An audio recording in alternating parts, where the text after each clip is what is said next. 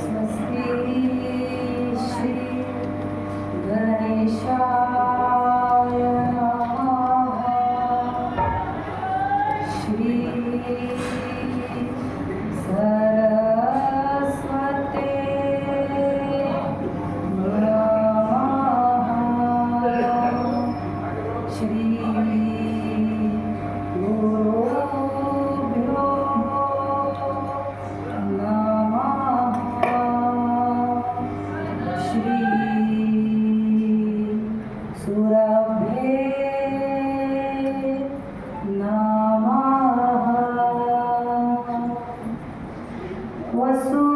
वसुदेवसुतं देवं कंसचाणूरमर्दनं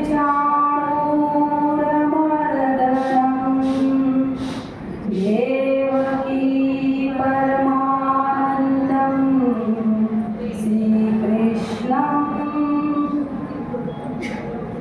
शरणं मम। मनोजवं मारुततुल्यवेगं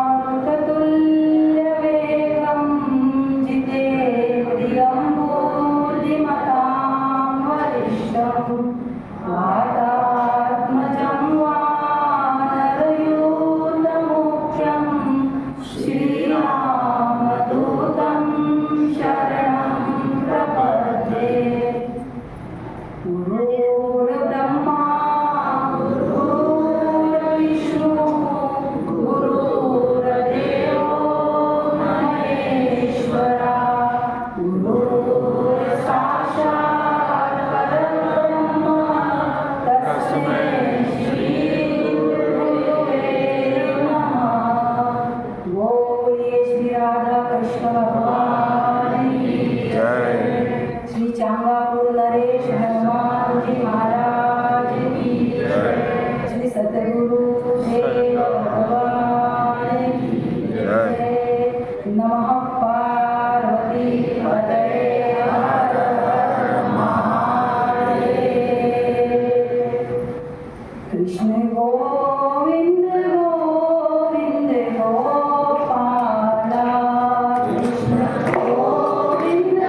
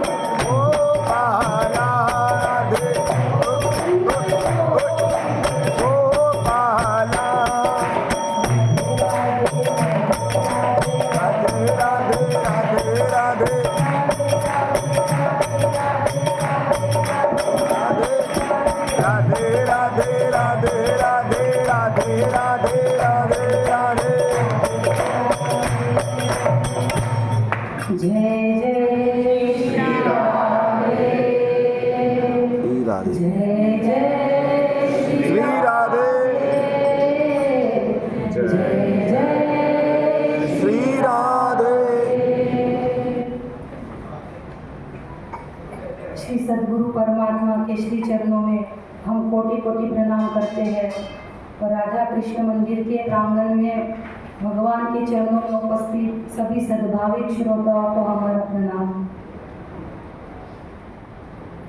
देखिए, मैं मेरे भाई में ज़्यादा विश्लेषण करने के लिए तो टाइम नहीं है, लेकिन आज देखो ऐसा इतना अच्छा सौभाग्य है कि आज पाप मोचनी एकादशी है और पाप मोचनी एकादशी का महात्म्य हमारी वैदिक परंपरा में जो भी उत्सव आते हैं, जो भी त्योहार, रीति रिवाज, कुछ भी हमारे वैदिक परंपरा में आता है, उसका कोई न कोई कारण होता है, कोई न कोई भगवती आध्यात्मिक कारण होता है। अकारण कुछ भी नहीं होता। कोई भी त्योहार रहो, कोई भी उत्सव रहो, कोई भी रीति रिवाज, सबका कारण होता है। हर एक एकादशी का अपना महात्म्य है, अपना महत्व है।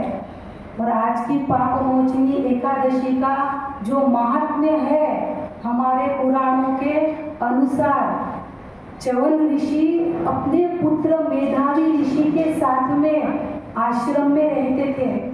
मेधावी ऋषि बहुत सुंदर भी थे और शारीरिक रूप से बड़े शक्तिशाली भी थे, और अपने मन और चित्त को शुद्ध रखने के लिए हमेशा ध्यान तपस्या में लीन रहते थे। और जब वो अपने ध्यान में तपस्या में हमेशा लीन रहते थे, जब उनकी ध्यान और तपस्या ऊपर बैठे स्वर्ग में बैठे इंद्र ने देखी, तो इंद्र को लगा कि ऋषि ध्यान तपस्या क्यों कर रहे हैं, क्या कारण है, क्या है मेरा इंद्रासन, मेरा इंद्र का जो पद है, इंद्र का जो सिंहासन है, क्या वो लेना चाहते हैं।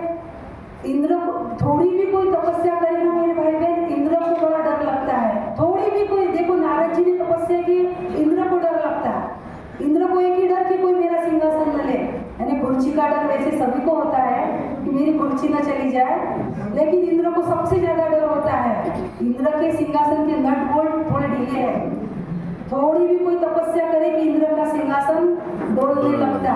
इंद्र को लगा कि ये मेरा सिंहासन पाने के लिए तो ये ध्यान तपस्या नहीं कर रहे मेधावी ऋषि। तो इंद्र ने क्या किया, उनकी तपस्या, उनका ध्यान भंग करने के लिए अप्सराओं को भेजा। अप्सराओं ने उनका ध्यान भंग करने के लिए बहुत कोशिश की, बहुत प्रयत्न किया, लेकिन उनका ध्यान तपस्या भंग नहीं कर सके। तो वो अप्सराएं लौट के गई, लेकिन इंद्र को फिर भी बेचैनी। इंद्र ने फिर से एक मंजू घोषा नाम की अप्सरा को भेजा। मंजू घोषा वह बड़े ही मधुर और मनमोहक गीत गाने लगे, बड़े ही मधुर। तो धीरे धीरे ऋषि का ध्यान उस अप्सरा की ओर आकर्षित होने लगा, धीरे धीरे। और जैसे ही धीरे धीरे आकर्षित होने लगे उनकी ओर, इंद्र को थोड़ा अवसर मिला, चांस मिला, तो इंद्र ने कामदेव से कहकर एक कामबाण चलाया।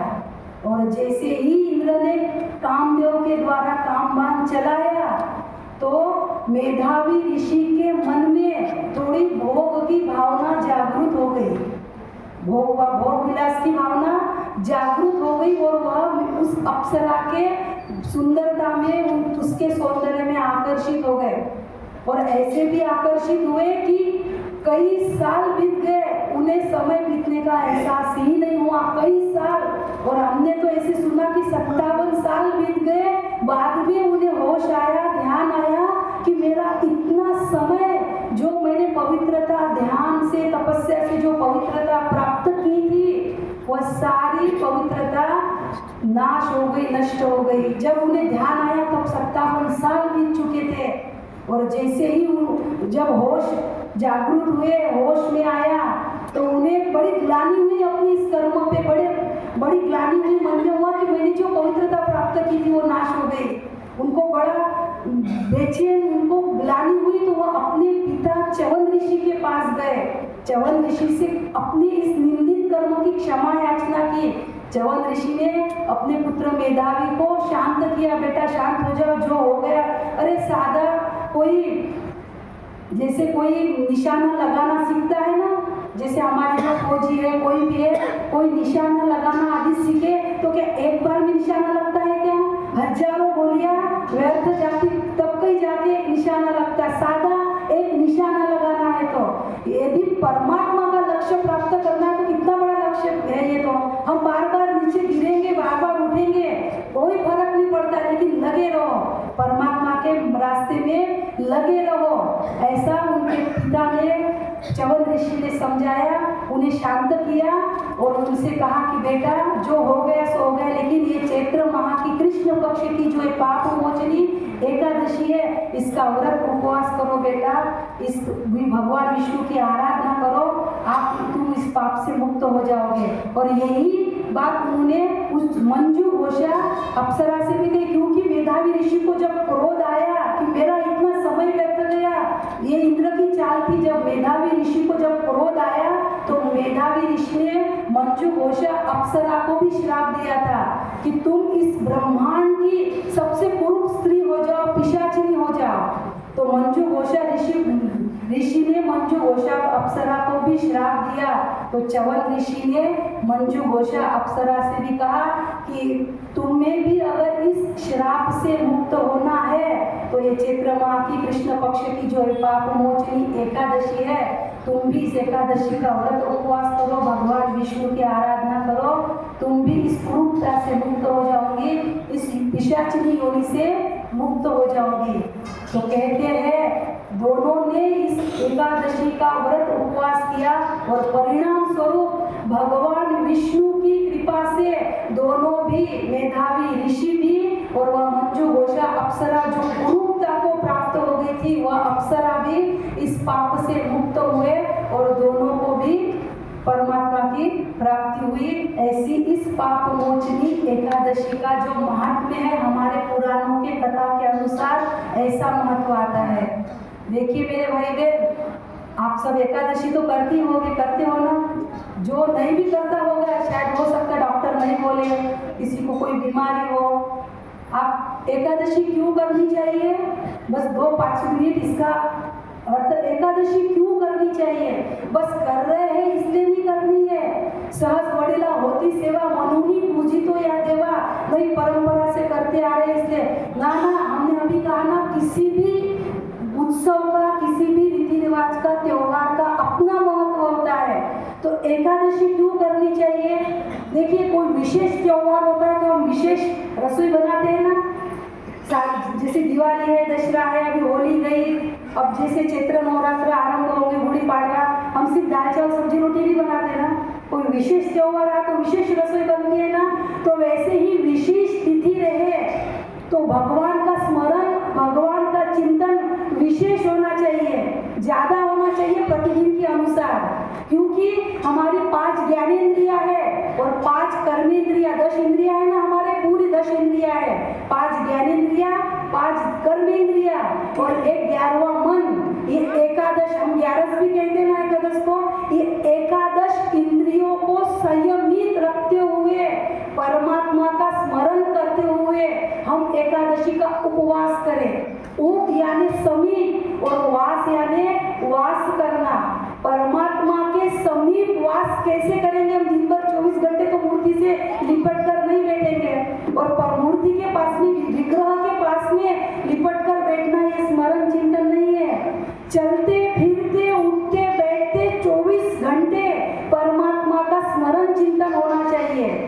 माँ मनुस्मर युद्ध च, भगवान गीता में कहते हैं कृष्ण अर्जुन से, माँ मनुस्मर युद्ध च, हे अर्जुन मेरा स्मरण भी कर और युद्ध भी कर। अब रणभूमि के मैदान में स्मरण भी हो सकता और युद्ध भी हो सकता, तो क्या हम हमारे सांसारिक कार्य करते हुए स्मरण चिंतन नहीं कर सकते?